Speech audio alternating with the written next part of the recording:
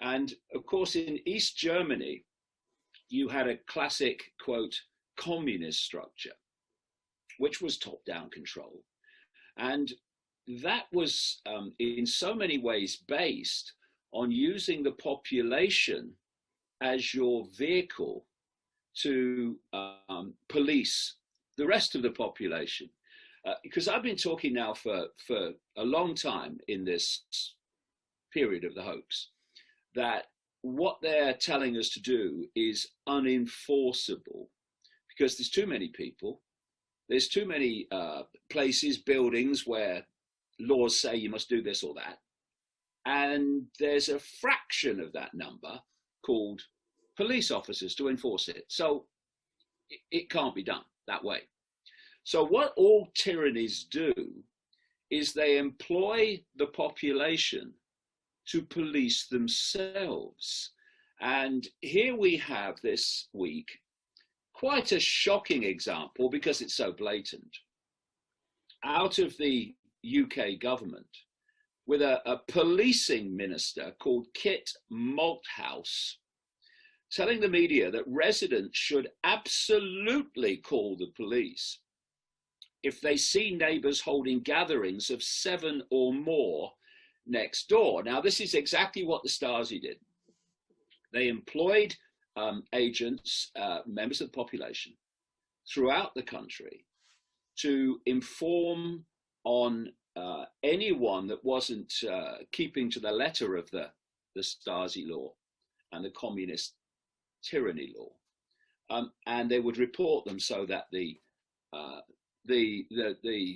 troops, the police, could come around and sort them out. And this is where we're going. All tyrannies, you see, have to do this because there's not enough of those running the tyranny to impose their will on the population. So two things have to happen. One, the population has to acquiesce to the few and just do whatever they're told, giving up all semblance of self-respect. And the other thing is you have to get members of the target population to become agents of that, which is enslaving the target population. So says here that some conservative MPs, Conservative Party for people around the world is the current government of Boris Johnson, not that it's his government, he's just a puppet. But some Tory MPs want children under 12 to be excluded from the calculation of group sizes. This is a group of 6. You can't gather in bigger groups than 6. While the former Supreme Court Justice, Lord Sumption, man who's spoken out often about the totalitarian nature of what's going on, warned that the law will be unenforceable. He said it would only work, actually he's saying what I've just said, he said it would only work if a Stasi-style network of snoopers and informers was in place. And he denounced the legislation as pointless, arbitrary and unnecessary. But Mr. Malthouse, who, when you see over the years the things that politicians have resigned for someone here to be telling the population to become agents of the state, to inform on neighbours,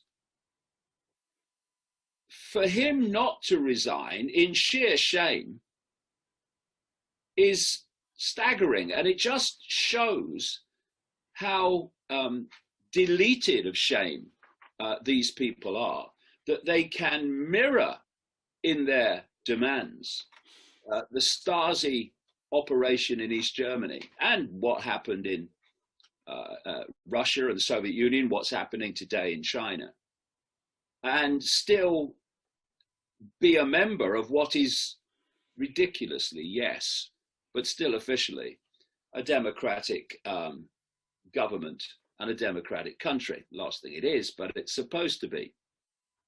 So Malthouse defended the new regulations in an interview with the BBC, saying during the lockdown, we did see a surge in reports coming through to police. Yeah, of course, I'll come to them in a sec. And if people are concerned, if they do think there's been a contravention, then that option is open to them.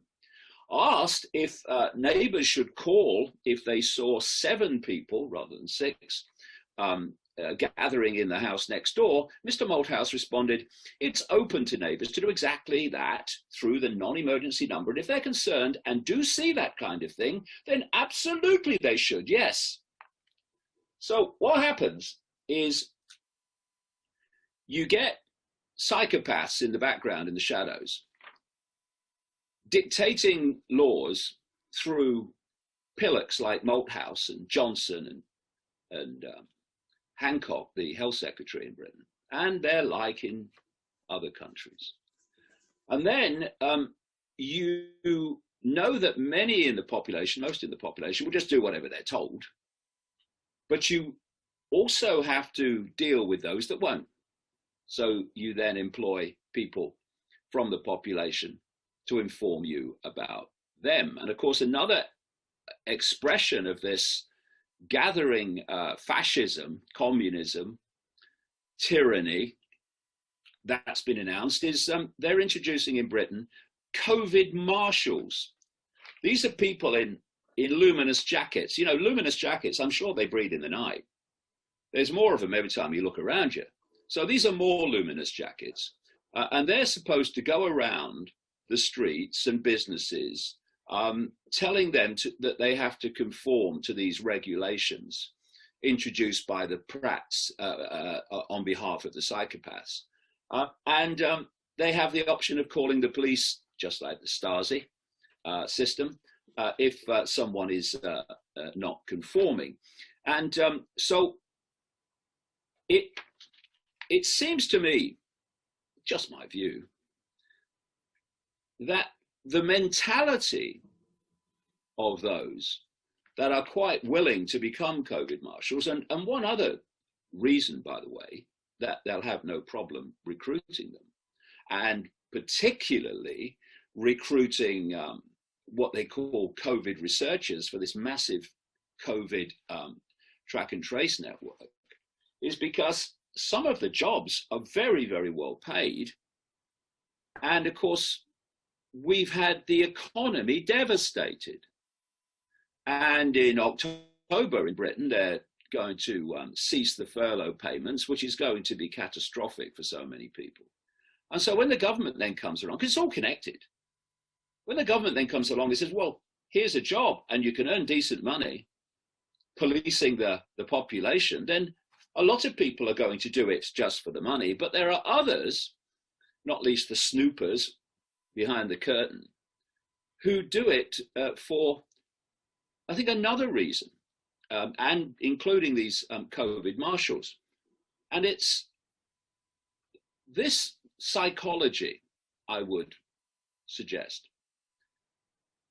There are people who have no power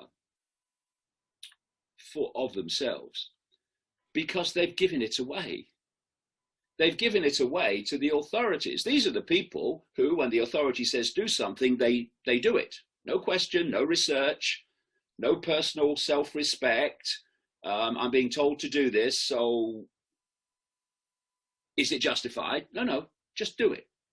So they're the just doers in terms of what the government tells them to do. So they have no power because they're giving it away. But they want power. They want some, they want to fill that void of all the power they've given away. And so snitching on their neighbors, especially if they don't like them very much, to the police and the authorities is their way of having power or feel they have power over other people. Anyone that wants power over other people is already a psychological train wreck. Having personal power is one thing. Wanting power over others, then you've got a big problem and you need to sort it out. But then you come to the COVID marshals, which many of them will be of the same mentality. They've given their power away, but they want power over others. And the illusion of power, because that's what it is. So they want to be able to go around the street and tell people what they have to do and call the police, if necessary, to come and get them fined. And that gives them a sense of power I've said to these people, not the COVID marshal, I haven't met one yet. Look forward to it, but I've said it to people in authority and uniform many times over the years when they've become, aggressive and I have power over you. I've said to them, you have no power at all. You've given that away. You've given that away. When the state says you will do this, person in uniform, you just do it.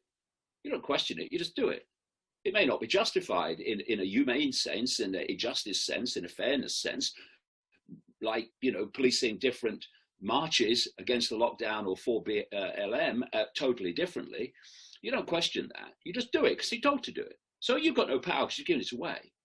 So your illusion of power, which you think you have over me, is actually your uniform. It's not you, it's your uniform. So you have power. You take your uniform off. Where's your power? Get another job that's not as an agent of the state. Where's your power? Gone. Because you never had it. You may strut around the streets, oh, I have power over you, you must do what I say. But you have no power. You're just animating a uniform, which is an extension of the state. And we should also, and I will preface this by saying, look, there are lots of genuine police officers that don't act like this, but there are a very, very large number that do. And, not least that most extreme of them tend to be the people like the COVID marshal mentality. But